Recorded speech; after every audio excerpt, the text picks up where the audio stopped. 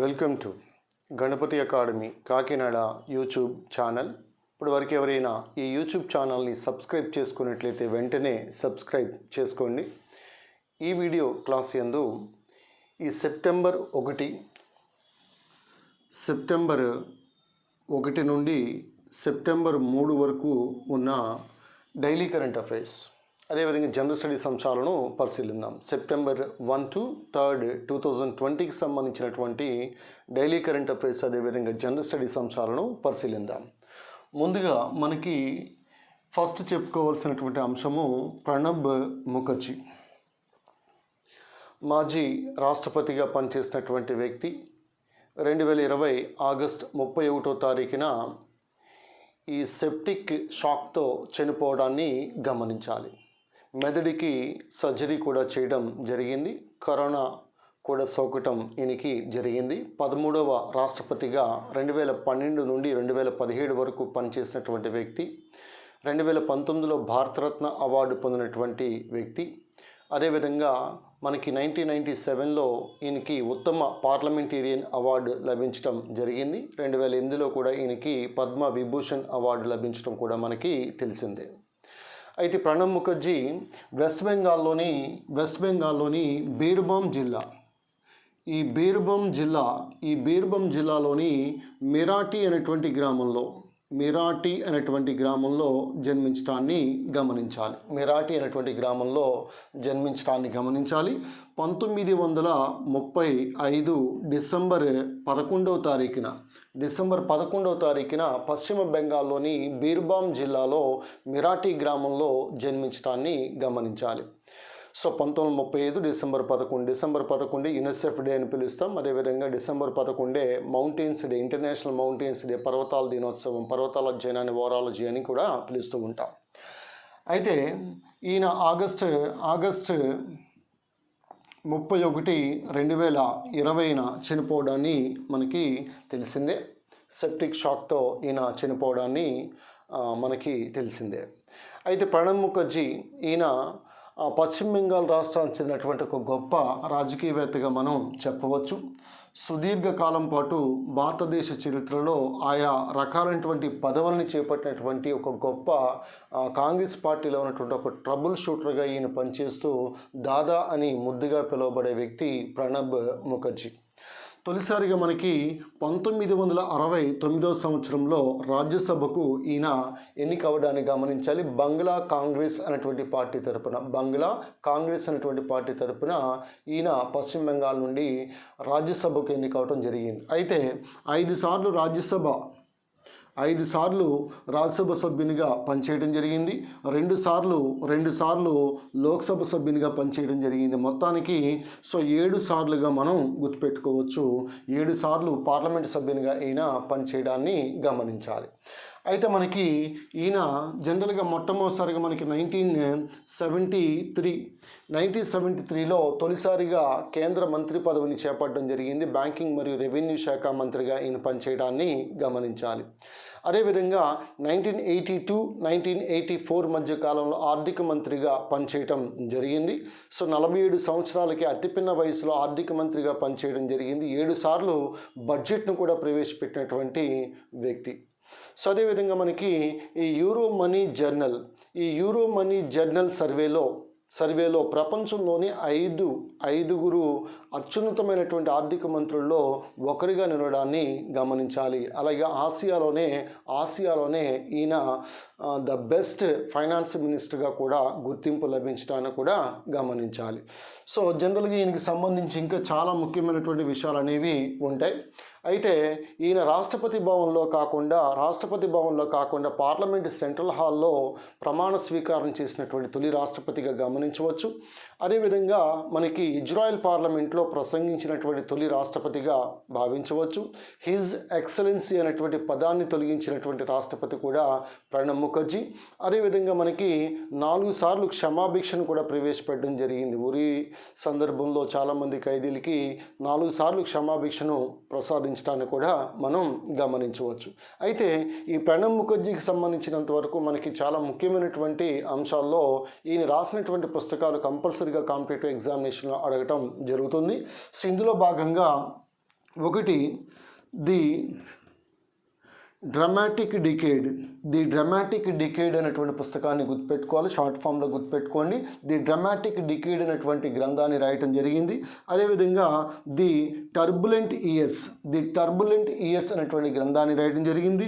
Next అదేవిధంగా the coalition సంకీర్ణ సంవత్సరాలు, సంకీర్ణ ప్రభుత్వానికి సంబంధించి ది కొయిలేషన్ ఇయర్స్ అనేటువంటి గ్రంథాన్ని రాయటం కూడా జరిగింది. అదేవిధంగా ది ప్రెసిడెన్షియల్ ఇయర్స్, ఈ పుస్తకాన్ని నెక్స్ట్ ఈ 2020 డిసెంబర్లో యాక్చువల్లీ ఆయన యొక్క జన్మదినమైనటువంటి డిసెంబర్ 11వ తారీఖున విడుదల చేయాలి. సో ఈలోగానే ఆయన చనిపోవటం జరిగింది. ది ప్రెసిడెన్షియల్ ఇయర్స్గా గుర్తుపెట్టుకోవచ్చు.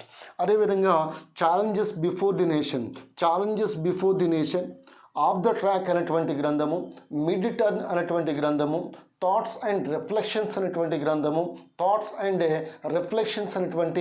గ్రంథము, మిడ్ టర్న్ అనేటువంటి గ్రంథాన్ని, ఆఫ్ ద ట్రాక్ అనేటువంటి గ్రంథాన్ని, ఇలా అదేవిధంగా సెలెక్టెడ్ స్పీచెస్ అనేటువంటి గ్రంథాన్ని, కాంగ్రెస్ పార్టీ 125 ఏళ్ల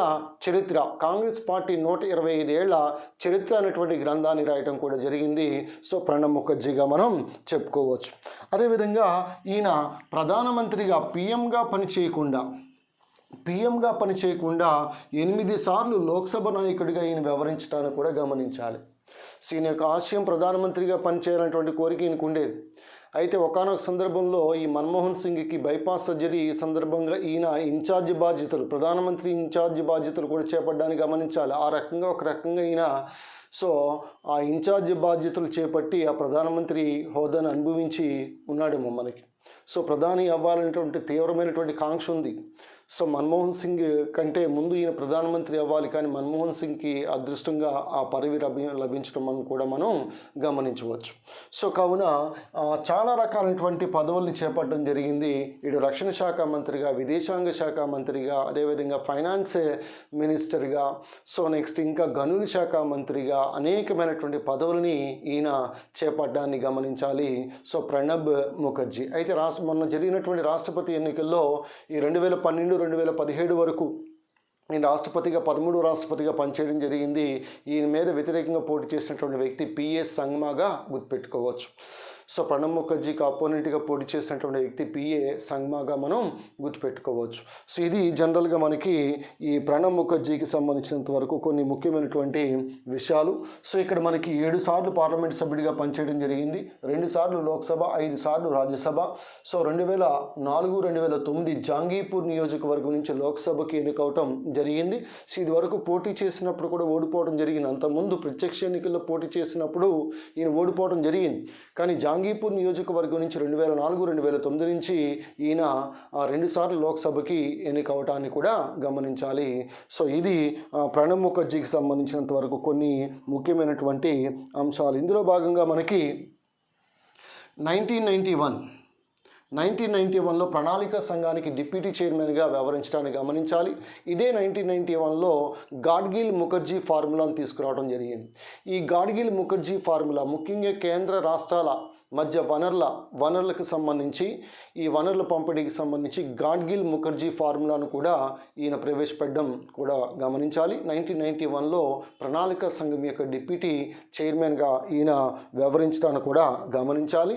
బియాండ్ సర్వైవల్ అనేటువంటి గ్రంథాన్ని కూడా రచించడం జరిగింది. బియాండ్ సర్వైవల్ అనేటువంటి గ్రంథం, మిడ్ టర్న్ అనేటువంటి గ్రంథం, ఆఫ్ ద ట్రాక్ అనేటువంటి గ్రంథము, అదేవిధంగా సెలెక్టెడ్ స్పీచెస్ అనేటువంటి గ్రంథము, 125 ఏళ్ల కాంగ్రెస్ చరిత్ర అనేటువంటి గ్రంథాన్ని రాయటం జరిగింది. అదేవిధంగా ది డ్రామాటిక్ డికేడ్ అనేటువంటి గ్రంథము, ద టర్బులెంట్ ఇయర్స్ కల్లోల సంవత్సరాలు. అదేవిధంగా ఈ టర్బులెంట్ ఇయర్స్తో పాటు మనకి రీసెంట్గా 2020 డిసెంబర్ 11వ తారీఖున జన్మదినం సందర్భంగా ది ప్రెసిడెన్షియల్ ఇయర్స్ అనేటువంటి గ్రంథాన్ని కూడా విడుదల చేయాలి. ఈలోగా ఆయన చనిపోవటాన్ని కూడా గమనించాలి. ఇది ప్రణబ్ ముఖర్జీకి సంబంధించి కొంత ముఖ్యమైనటువంటి సమాచారం. వన్స్ అగైన్ 1997లో ఈయనకి ఉత్తమ పార్లమెంటేరియన్ అవార్డు లభించడం జరిగింది. 2008లో పద్మవిభూషణ్ లభించడం జరిగింది. 2019లో భారతరత్న అవార్డు లభించడాన్ని కూడా గమనించాలి. అతిపిన్న వయసులో ఆర్థిక శాఖ మంత్రిగా పనిచేసినటువంటి వ్యక్తి ప్రణబ్ ముఖర్జీ 7 సార్లు బడ్జెట్ను కూడా ప్రవేశపెట్టినటువంటి వ్యక్తి ప్రణబ్ ముఖర్జీగా మనం గుర్తుపెట్టుకోవచ్చు. ఇవి కొన్ని ముఖ్యమైనటువంటి అంశాలుగా మనం భావించవచ్చు. సో అదేవిధంగా రాష్ట్రీయ సమాజ్వాదీ కాంగ్రెస్, ఈ రాష్ట్రీయ సమాజ్వాదీ కాంగ్రెస్ అనేటువంటి పార్టీని కూడా ఈయన స్థాపించడం జరిగింది. రాష్ట్రీయ సమాజ్వాదీ కాంగ్రెస్ పార్టీని కూడా ఈయన స్థాపించడం జరిగింది. బంగ్లా కాంగ్రెస్ తరపున 1969లో తొలిసారిగా రాజ్యసభకి ఎన్నికవడాన్ని కూడా గమనించాలి. So these are the some of the most important features of or points of Pranab Mukherjee, 13th president of India. రాష్ట్రపతిగా పనిచేస్తూ చాలా ముఖ్యమైనటువంటి ప్రజలని ఒక రకంగా రాష్ట్రపతి భవన్కి చేరువ చేసినటువంటి వ్యక్తుల్లో ఈ ప్రణబ్ ముఖర్జీ గారు ఒక గొప్ప మహానుభావుడిగా, ఒక రాజనీతిజ్ఞుడిగా ఈయన్ని మనం చెప్పవచ్చు. Next concept number 2, Prashant Bhushan. ఈ ప్రశాంత్ భూషణ్ ఇటీవల కాలంలో కోర్టు ధిక్కరణ కేసులో ఈయనకి సుప్రీంకోర్టు ₹1 జరిమానాన్ని విధించడాన్ని గమనించాలి. సో కావున ₹1 జరిమానా విధించారంటే ఆటోమేటిక్గా అది శిక్ష కిందకే రావడాన్ని గమనించాలి. కోర్టు ధిక్కరణ చట్టము ఏ సంవత్సరంలో చేశారో మీరు కామెంట్ రూపంలో తెలియచేయగలరని కోరుతా ఉన్నాను. నెక్స్ట్ భారతదేశ జీడిపి. ఈ భారతదేశ జీడిపి, ఈ స్థూల దేశీయోత్పత్తి ఏదైతే ఉందో దాదాపుగా నెగిటివ్కు పడిపోవడం జరిగింది. ఈ 2020-21 మొదటి త్రైమాసికం ఏప్రిల్ నుంచి జూన్ వరకు -23.9కి పడిపోవడాన్ని గమనించాలి. కోవిడ్-19 కారణంగా ఇటువంటి పరిస్థితి ఏర్పడిందని చెప్పవచ్చు. అంతకుముందు నుంచి కూడా మన యొక్క ఆర్థిక వ్యవస్థ రాను తగ్గిపోతానే ఉంది. సో దీనికి పటిష్టమైనటువంటి చర్యలు తీసుకోవాల్సినటువంటి అవసరం కూడా ఉంది. నెక్స్ట్ అవీక్ సర్కార్. ఈ అవీక్ సర్కార్ అనేటువంటి వ్యక్తి ఈ PTI press trust of India అని పిలుస్తాం. దీన్ని 1947లో ఏర్పాటు చేయడాన్ని గమనించాలి. ప్రెస్ ట్రస్ట్ ఆఫ్ ఇండియా అని పిలుస్తాం. 1947లో దీన్ని ఏర్పాటు చేయడాన్ని గమనించాలి. అయితే దీనికి కొత్త చైర్మన్గా అవీక్ సర్కార్ నియామకం జరిగింది. 1947లో PTIని ఏర్పరచడం జరిగింది. దీన్ని ప్రెస్ ట్రస్ట్ ఆఫ్ ఇండియా అని పిలుస్తాం. ఇండియాస్ లార్జెస్ట్ న్యూస్ ఏజెన్సీగా దీన్ని చెప్పవచ్చు. Very important. నెక్స్ట్ అదేవిధంగా ఈ ఆంధ్రప్రదేశ్ సమగ్ర భూ సర్వే. సో దీన్ని 1930 తర్వాత ఆంధ్రప్రదేశ్ రాష్ట్ర చరిత్రలో 1930 తర్వాత ఆంధ్రప్రదేశ్లో సమగ్ర భూ సర్వేను ఈ 2021 జనవరి 1న ప్రారంభిస్తున్నట్లుగా ఈ రాష్ట్ర ప్రభుత్వం జగన్ సర్కార్ పేర్కొనడాన్ని గమనించాలి. నెక్స్ట్ రాజీవ్ కుమార్. ఈ రాజీవ్ కుమార్ కేంద్ర ఎన్నికల కమిషన్కి సంబంధించి ఎలక్షన్ కమిషనర్గా ఈయన యొక్క నియామకం జరిగింది. మాజీ ఆర్థిక కార్యదర్శి, ఫైనాన్స్ సెక్రటరీ రాజీవ్ కుమార్ ప్రస్తుత ఎలక్షన్ కమిషనర్గా ఈయన నియామకం జరిగింది. అయితే ప్రస్తుత కేంద్ర ఎలక్షన్ కమిషనర్ మనకి తెలిసింది chief election commissioner Sunil Arora. అదేవిధంగా మరొక ఎలక్షన్ కమిషనర్ సుశీల్ చంద్ర. అయితే ఇద్దరు ఎలక్షన్ కమిషనర్స్ ఒక ప్రధాన ఎలక్షన్ కమిషన్ ఉండటాన్ని గమనించాలి. కేంద్ర ఎలక్షన్ సంఘాన్ని మనకి 1950 జనవరి 25న ఏర్పాటు చేయడం జరిగింది. అందువల్ల టోల్ ఫ్రీ నెంబర్ కూడా 1950 1950గా మనం చెప్తాం. జాతీయ ఓటర్ల దినోత్సవం జనవరి 25గా మనం చెప్పుకుంటాం. నెక్స్ట్ ముంబై విమానాశ్రయం. ఇటీవల ముంబై విమానాశ్రయంలో దాదాపుగా 74 స్టేక్ లేదా భాగస్వామ్యాన్ని ఈ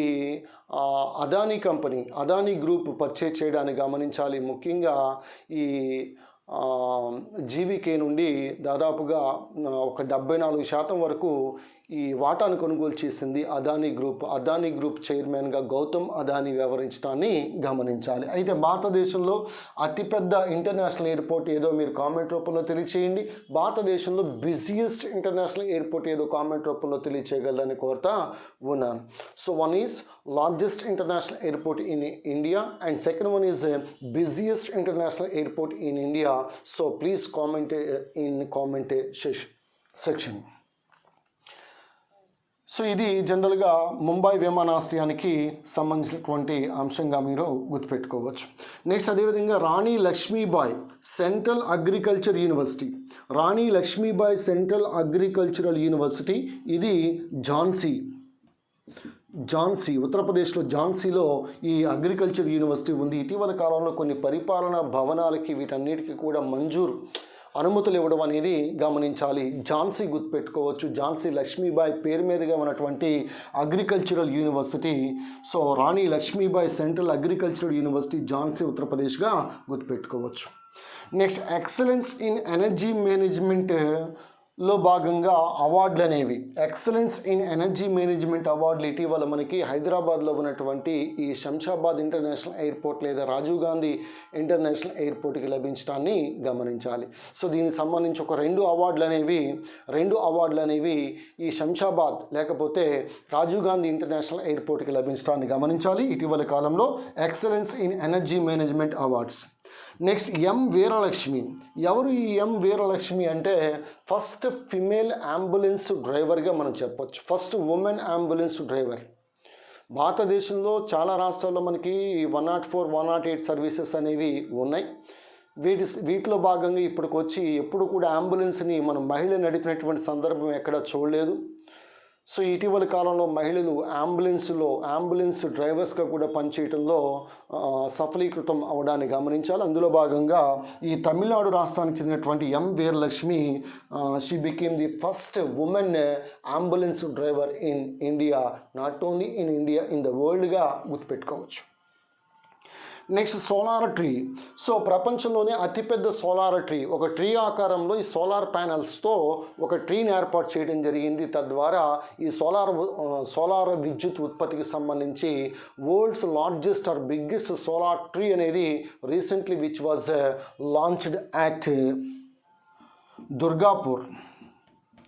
దుర్గాపూర్ వెస్ట్ బెంగాల్లో ఉంది. ఈ వెస్ట్ బెంగాల్లో దుర్గాపూర్లో మనకి ముఖ్యంగా ఇక్కడ ప్రధానంగా ఏంటని అడిగితే central institute of engineering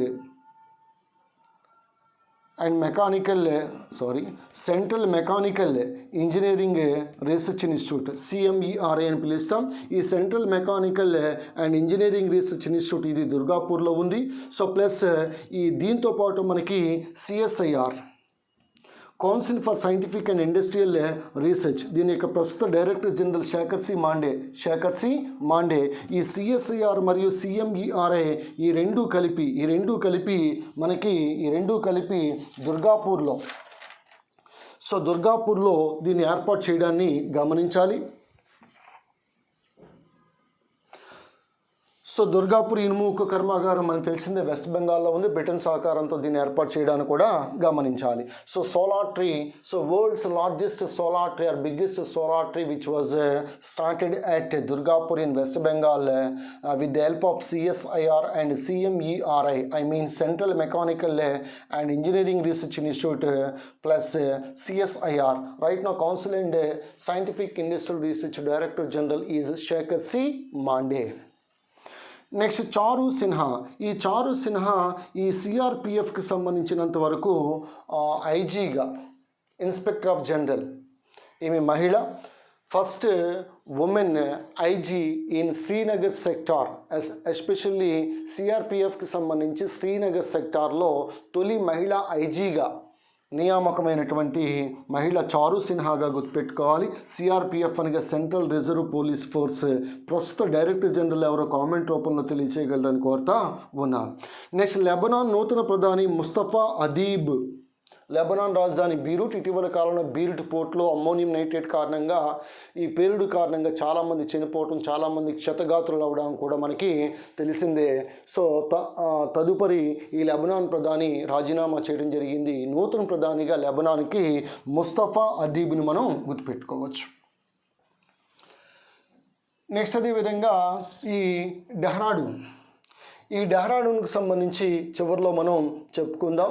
so ఈ డెహ్రాడూన్కి సంబంధించి చాలా ముఖ్యమైనటువంటి విషయాలు అనేవి వస్తాయి. అయితే తర్వాత ఇక్కడ ఇండియాలో 760 సోలార్ రైల్వే స్టేషన్స్ ప్రస్తుతం ఉన్నట్లుగా కేంద్ర ప్రభుత్వం చెప్పడం జరిగింది. India's first solar railway station is Guwahati railway స్టేషన్గా గుర్తుపెట్టుకోవచ్చు, అస్సాం. Very very important.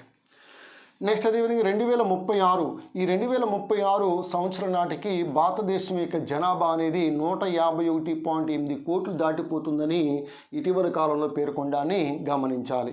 అలాగే 2018లో ఈ భారతదేశంలో పెరిగినటువంటి జనాభాను 1.79 కోట్లుగా గుర్తుపెట్టుకోవచ్చు. 1.79 కోట్లుగా మనం గుర్తుపెట్టుకోవచ్చు 2018లో పెరిగినటువంటి జనాభా. నెక్స్ట్ కాన్సెప్ట్ నెంబర్ 17 118 చైనా యాప్స్ను ఇంక్లూడింగ్ పబ్జీతో సహా పబ్జీ. సో ఇండైరెక్ట్గా చైనా సహకారాలతో నడిచే సంస్థే పబ్జీ, దక్షిణ కొరియాకు సంబంధించినటువంటి ఒక కంపెనీ. సో దాన్ని లీడ్ చేసే కంపెనీ అది పబ్జీ. సో పబ్జీ యొక్క అబ్రివేషన్ ఏంటో మీరు కామెంట్ రూపంలో తెలియచేయండి. పబ్జీ ఈ గేమింగ్ యాప్ని డెవలప్ చేసింది, డిజైన్ చేసినటువంటి వ్యక్తి పేరు కూడా కామెంట్ రూపంలో తెలియచేయండి. Very very important. పబ్జీ యొక్క అబ్రివేషన్, దాన్ని డిజైన్ చేసింది, డెవలప్ చేసినటువంటి వ్యక్తి యొక్క పేరుని మీరు కామెంట్ రూపంలో తెలియచేయగలని కోరుతా ఉన్నాను. సో 118 చైనా యాప్స్ని మళ్ళీ భారత ప్రభుత్వము ఇటీవల కాలంలో నిషేధం విధించడాన్ని గమనించాలి. టిక్టాక్తో సహా ఇవన్నీ ఇదివరకు ఇవన్నీ వీచాట్ ఇలాంటివన్నీ నిషేధించింది, ఇప్పుడు పబ్జీని కూడా నిషేధించినట్టుగా గమనించాలి. Very very dangerous game. Next ఈ మంత్ ఆఫ్ న్యూట్రిషన్గా సెప్టెంబర్ నెల 2020 సెప్టెంబర్ నెలని ఇదివరకు పోషణ అభియాన్ ప్రారంభించినప్పుడు, పోషణ అభియాన్ కేంద్ర ప్రభుత్వ పథకాన్ని ప్రారంభించినప్పుడు మనకు 2 ఏళ్ల క్రితం పోషణ మంత్గా, పోషణ మాహగా సెప్టెంబర్ నిర్వహించడం జరిగింది. మళ్ళీ తిరిగి ఈ 2020 సెప్టెంబర్ మాసాన్ని పోషణ మంత్ ఆఫ్ న్యూట్రిషన్గా కేంద్ర ప్రభుత్వము ప్రకటించడాన్ని గమనించాలి. ఈ మంత్లో పౌష్టికాహారాన్ని, ఒక పౌష్టికాహార పట్టికను, ఈ సమగ్ర ఆహార పట్టికను రూపొందించడం జరిగింది మనకి ICMR, Indian Council of Medical Research. దీని యొక్క director general Balram Bhargava. So ICMR సూచించినటువంటి ఒక ఆహార పట్టికను పాటించాలి. అదేవిధంగా పౌష్టికాహారం అందరికీ కూడా అందాలి. సో మరి COVID-19లో పౌష్టికాహారం ఎలా అందుతుంది, కేంద్ర ప్రభుత్వం తీసుకున్నటువంటి చర్యలు ఏ విధమైనటువంటి చర్యలు తీసుకుందో నాకైతే అర్థం కాలేదు.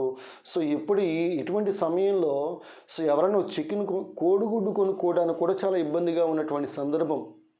మరి ఇటువంటి సందర్భంలో మనకి మంత్ ఆఫ్ న్యూట్రిషన్ పాటించండి సెప్టెంబర్లో అని కేంద్ర ప్రభుత్వం ప్రకటించడం బాగానే ఉంది. మంత్ ఆఫ్ న్యూట్రిషన్, ఈ మంత్లో ఎన్ని కోడిగుడ్లు తింటాం, ఎంత చికెన్ తింటాం, లేదా ఎన్ని చేపలు తింటాం, లేదా ఎంత పప్పు తింటాం. సో ఉదయాన్నే లెగిస్తే మనం చల్లదన్నం కొద్దిగా తిని, మధ్యాహ్నం కొద్దిగా అన్నం తిని, నైట్ పూట ఏదో ఒక చిన్న పులకానో లేకపోతే చపాతీనో తిని పడుకుంటూ ఉన్నాం. మరి ఈ COVID-19లో మనకి మంచి పౌష్టికాహారం తీసుకోవాలి అని కేంద్ర ప్రభుత్వం పేర్కొనడాన్ని ఇక్కడ గర్హనీయంగా మనం చెప్పుకోవచ్చు. సెప్టెంబర్ నెల ఈ పోషణ అభియాన్లో భాగంగా పోషణ మాహ్ అంటే నెల, ఇది గుర్తుపెట్టుకోవచ్చు. Next fortune. సో 40 under 40 అంటే ఫార్చ్యూన్ 40 మంది వ్యక్తులు కనుక 40 సంవత్సరాల లోపు తీసుకున్నట్లయితే భారతదేశం నుంచి ముగ్గురు ఈ ఫార్చ్యూన్ 40 under 40లో నిలవడాన్ని గమనించాలి. ఆ ముగ్గురు కూడా ఈ బైజూస్కి చెందినటువంటి, ఈ ఇటీవలి కాలంలో ఆన్లైన్ ప్లాట్ఫామ్ వచ్చింది బైజూస్. సో లక్షల మంది విద్యార్థులు, బాగా డబ్బున్నటువంటి తల్లిదండ్రులు ఆ పిల్లలకి బైజూ యాప్ని కొనడం జరుగుతూ ఉంది. 1వ తరగతి 2వ తరగతి లక్షల రూపాయలతో, 2వ తరగతి 1 లక్ష రూపాయలు, లేకపోతే 3వ తరగతి ఒక 2 లక్షల రూపాయలతో యాప్లు కొని ఆ పిల్లలకి ఇవ్వడం జరుగుతూ ఉంది ఇటీవల కాలంలో. ఒక రకంగా చెప్పాలంటే ఇండియా నుంచి ఈ బైజూస్కు సంబంధించిన బైజూ రవీంద్రన్ అని పిలుస్తాం ఆయన, అదేవిధంగా ముఖేష్ అంబానీ యొక్క కూతురు మరియు కొడుకు ఈషా అంబానీ, అదేవిధంగా ఈ ఆకాష్ అంబానీ, ఆ ఇద్దరు ప్లస్ బైజూ రవీంద్రన్, ఈ ముగ్గురు కూడా ఈ ఫార్చ్యూన్ 40 under 40లో చోటు సంపాదించుకోవడాన్ని గమనించాలి. నెక్స్ట్ మిషన్ కర్మయోగి. ఈ మిషన్ కర్మయోగి అనేటువంటి ఒక ప్రత్యేకమైనటువంటి కార్యక్రమాన్ని కేంద్ర ప్రభుత్వం తీసుకురావడం జరిగింది. ప్రధానమంత్రి ఆధ్వర్యంలో ఒక మండలి, ఒక కౌన్సిల్ని ఏర్పాటు చేసి దానికి అధ్యక్షతగా ఈయన వ్యవహరిస్తూ భారతదేశంలో ఉన్నటువంటి ప్రభుత్వ ఉద్యోగుల్లో సామర్థ్యాన్ని పెంచడం కొరకు కొన్ని కోట్ల రూపాయలు కేటాయించి వారికి రకరకాల సమాచారం అందించి రకరకాల శిక్షణా తరగతులు గట్రా నిర్వహించి కింది స్థాయి ప్రభుత్వ ఉద్యోగి నుండి కేంద్ర ప్రభుత్వంలో కింది స్థాయి ప్రభుత్వ ఉద్యోగి నుండి పై స్థాయి ప్రభుత్వ ఉద్యోగి అయినటువంటి క్యాబినెట్ సెక్రటరీ వరకు కూడా శిక్షణ కార్యక్రమాలు నిర్వహించి వారికి రకరకాలైనటువంటి సదుపాయాలు కూడా కల్పించి వారిలో పని సామర్థ్యాన్ని పెంచే ఉద్దేశంతో ప్రారంభించినటువంటి ఒక కార్యక్రమమే మిషన్ కర్మయోగిగా గుర్తుపెట్టుకోవాలి. Very very important. Next, Telangana వార్తలో నిలిచింది. ఇందులో ఈ రైతు ఆత్మహత్యలో 3వ స్థానంలో ఉన్నది కాస్త మెరుగుపడి 5వ స్థానంలోకి తెలంగాణ రావడాన్ని గమనించాలి. రైతు ఆత్మహత్యలో మొదటి స్థానము మహారాష్ట్ర ఉంది. మిగిలినటువంటి స్థానాలు మీరు కామెంట్ రూపంలో తెలియచేయగలరని కోరుతా ఉన్నారు. ముఖ్యంగా ఆంధ్రప్రదేశ్ రైతు ఆత్మహత్యల్లో. Next, September 2. ఈ సెప్టెంబర్ 2 వైఎస్ రాజశేఖర రెడ్డి యొక్క వర్ధంతిగా చెప్పుకోవచ్చు. అలాగే కొబ్బరికాయల దినోత్సవం. ఈ ప్రపంచ కొబ్బరికాయల దినోత్సవం సెప్టెంబర్ 2గా గమనించవచ్చు. అదేవిధంగా కోకస్ న్యూసిఫెరా అనగా కొబ్బరికాయ అని మనం పిలుస్తూ ఉంటాం. ఆంధ్రప్రదేశ్ కొబ్బరి ఉత్పత్తిలో మొదటి స్థానంలో ఉండటాన్ని గమనించాలి. కేరళ రాష్ట్ర వృక్షము కొబ్బరి చెట్టు, గోవా కూడా కొబ్బరి చెట్టు. సో అదేవిధంగా ఇక్కడ మనకి ఈ కొబ్బరి చెట్టుకి సంబంధించి దీన్నే మనం ట్రీ ఆఫ్ ది హెవెన్, భారతదేశ కల్పవృక్షము అని పిలుస్తాం. ట్రీ ఆఫ్ ది హెవెన్ అని పిలుస్తాం. కొబ్బరిలో తినే భాగము అంకురచ్ఛదముగా గమనించాలి. అంకురచ్ఛదం ఎండోస్పర్మ్ అని పిలుస్తాం. కొబ్బరి నీళ్ళు అనేవి ద్రవరూప అంకురచ్ఛదం. వాటిలో సైటోకైనిన్ అనే వృక్ష హార్మోన్లు ఉంటాయి, కణ విభజనకు తోడ్పడతాయి. Cytokinin plant hormones are present in liquid endosperm they are useful in cell division or play a vital role in cell division. ఇది సెప్టెంబర్ 2కి సంబంధించింది. నెక్స్ట్, యావరేజ్ వేజ్ అంటే భారతదేశంలోనే కాదు ప్రపంచంలో ఒక నెలకి యావరేజ్ వేతనం, ఒక సగటు వేతనం ఎంత లభిస్తుంది ఈ లెక్కలు తీయగా ఇందులో భారత్ యొక్క స్థానం 72గా గమనించాలి. స్విట్జర్లాండ్ నెల సగటు వేతనంలో మొదటి స్థానంలో ఉండటాన్ని గమనించాలి. నెక్స్ట్, ఈ ఇండియన్ మెటీరియలాజికల్ డిపార్ట్మెంట్ ఈ 2020 ఆగస్ట్ నెలలో గత 44 సంవత్సరాలతో పోల్చినప్పుడు 44 సంవత్సరాల రికార్డును బద్దలు కొట్టి అదనంగా 25% వర్షపాతం పడినట్లుగా చెప్పడం జరిగింది. Cyclone man of India IMD యొక్క ప్రస్తుత డైరెక్టర్గా సైక్లోన్ మ్యాన్ ఆఫ్ ఇండియాగా పిలువబడే వ్యక్తి Mrutyunjay Mohapatra. Right now he's called as cyclone man of India. Right now he's the director of IMD which is in New Delhi, Indian meteorological department.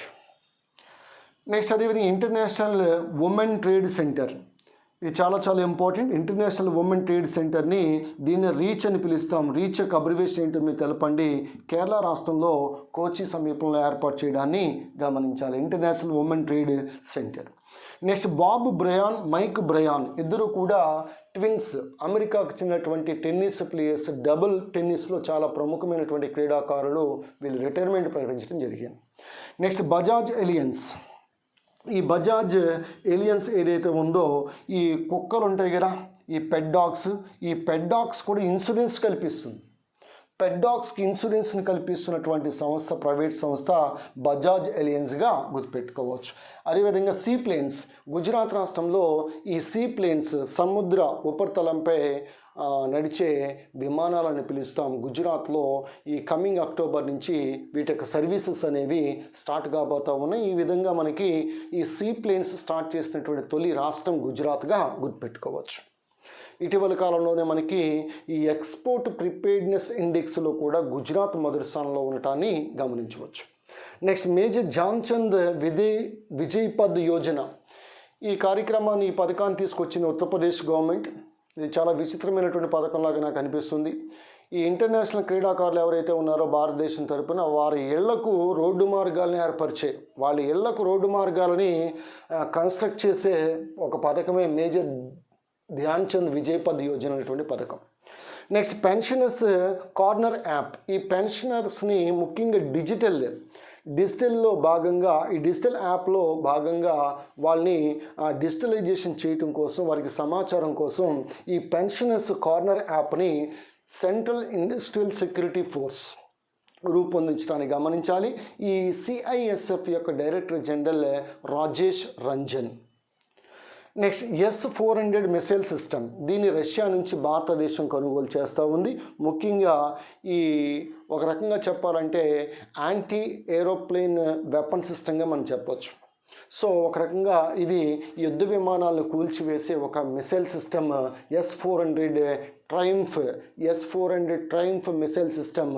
దీని రష్యా నుంచి భారతదేశం కొనుగోలు చేయడాన్ని గమనించాలి ఈ క్షిపణులను. Next medbot medical trolley. Indian railways ఇటీవల కాలంలో మెడ్బాట్ మెడికల్ ట్రాలీ ముఖ్యంగా రైళ్ల ద్వారా కోవిడ్ పేషెంట్స్కి వారికి ఆహారము అదేవిధంగా మెడికల్ ఔషధాలు ఇవన్నీ కూడా సప్లై చేయడం కోసం ఇండియన్ రైల్వే స్టార్ట్ చేసినటువంటి ట్రాలీ మెడ్బోట్ మెడికల్ ట్రాలీ రైళ్ల ద్వారా. నెక్స్ట్ స్వచ్ఛతా పక్వాడా. ఈ స్వచ్ఛతా పక్వాడా అనేటువంటి కార్యక్రమాన్ని సెప్టెంబర్ 1 నుంచి 15 వరకు ప్రారంభిస్తున్నట్లుగా union minister of fertilisers and chemicals Sadananda Gowda పేర్కొనటాన్ని గమనించాలి. కేంద్ర ఎరువులు మరియు రసాయనాల శాఖ మంత్రి సదానంద గౌడ పేర్కొనటం జరిగింది. ఫెర్టిలైజర్స్ డిపార్ట్మెంట్ ఈ కార్యక్రమాన్ని ప్రారంభిస్తూ ఉంది. స్వచ్ఛతా పక్వాడా సెప్టెంబర్ 1 నుంచి 15 వరకు గుర్తుపెట్టుకోవచ్చు. నెక్స్ట్ అదేవిధంగా రిలయన్స్ ఇటీవల కాలంలో వార్తల్లో రావడం గల కారణం బిగ్ బజార్ ఉంది కదా, ముఖ్యంగా ఫ్యూచర్ గ్రూప్.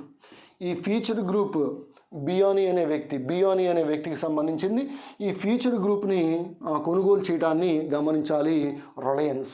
అమెజాన్ పోటీకి తట్టుకోవాలి అంటే సో చిన్న సంస్థలన్నింటినీ కూడా కొని ఒక పెద్ద సంస్థగా ఎదగటమే రిలయన్స్ యొక్క వ్యూహంగా ఇక్కడ గమనించవచ్చు. ఎందుకంటే ప్రపంచంలోనే మనకి కుబేరుల్లో రిచెస్ట్ మ్యాన్ ఆన్ ది ప్లానెట్గా ప్రస్తుతం జెఫ్ బెజోస్ వ్యవహరించడం అని తెలిసిందే, అమెజాన్ వ్యవస్థాపకుడు. నెక్స్ట్ పద్మావతి శివరామకృష్ణ అయ్యర్. డాక్టర్ పద్మావతి శివరామకృష్ణ అయ్యర్ చనిపోవటం జరిగింది.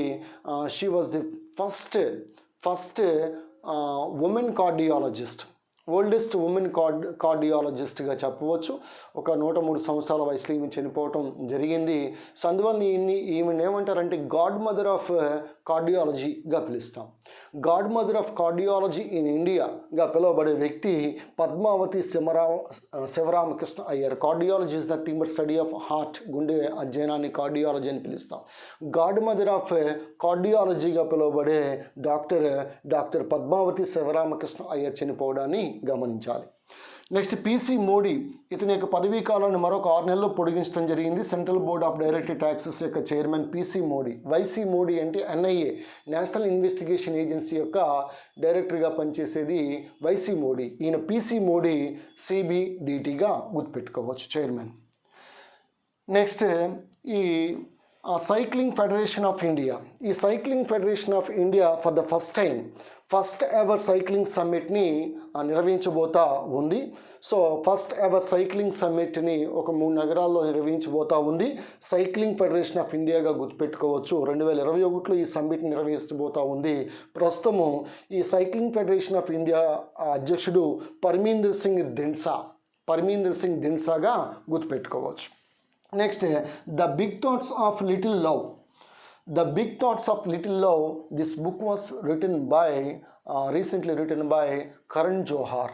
ఈ బాలీవుడ్ దర్శకుడు కరణ్ జోహార్ ఇటీవల వివాదాల్లో కూడా చిక్కుకోవడం జరిగింది. కంగనా రనౌత్ రోజు తిడుతూనే ఉంది. సుశాంత్ సింగ్ రాజ్పుత్ వ్యవహారంలో కూడా ఈయన ఇరుక్కోవడం జరిగింది. కరణ్ జోహార్. నెపోటిజం, బాలీవుడ్లో నెపోటిజం, టాలీవుడ్లో నెపోటిజం కామన్. సో ఎవరైతే బంధువులు ఉంటారో ఆ బంధువుల్ని వాళ్ళ కుటుంబాల నుంచి హీరోలు ఒక 20-30 మంది హీరోలు రావడం మనకి తెలిసిందే. సో దాన్ని మనం నెపోటిజం అని వాళ్ళకి ఫేవర్ చేస్తూ ఉంటారు. నెపోటిజం కారణంగానే సుశాంత్ సింగ్ రాజ్పుత్ ఇప్పటికీ కూడా CBI దర్యాప్తు, రియా చక్రవర్తి, ఈ విషయాలన్నీ కూడా ప్రతిరోజు మనం చూస్తూనే ఉన్నాం. కాసేపు ఆత్మహత్య అంటారు, కాసేపు హత్య అంటారు. ఏమైనప్పటికీ కూడా ప్రతి వ్యక్తి జీవితంలోనూ కూడా ఒక రియా చక్రవర్తి కంపల్సరీగా ఉంటుందనే విషయాన్ని మీరు గమనించాలి. So here I am not criticizing Riya Chakravarti, but definitely in everyone's life Riya Chakravarti like woman will be there. I mean, so Riya Chakravarti లాంటి ఒక అమ్మాయి ప్రతి ఒక్క వ్యక్తి జీవితంలోనూ కూడా ఉంటుంది అనే విషయాన్ని నేను చెప్తా ఉన్నాను. మీరు బ్రహ్మచారి అయితే పెద్ద ప్రాబ్లం ఏమీ లేదు. సో రాహుల్ గాంధీ మాదిరిగా, లేకపోతే APJ అబ్దుల్ కలాం మాదిరిగా, సో లేకపోతే వాజ్పేయి మాదిరిగా కనుక మీరు ఉన్నట్లయితే రియా చక్రవర్తులు గట్రా మీకు అవసరం లేదు.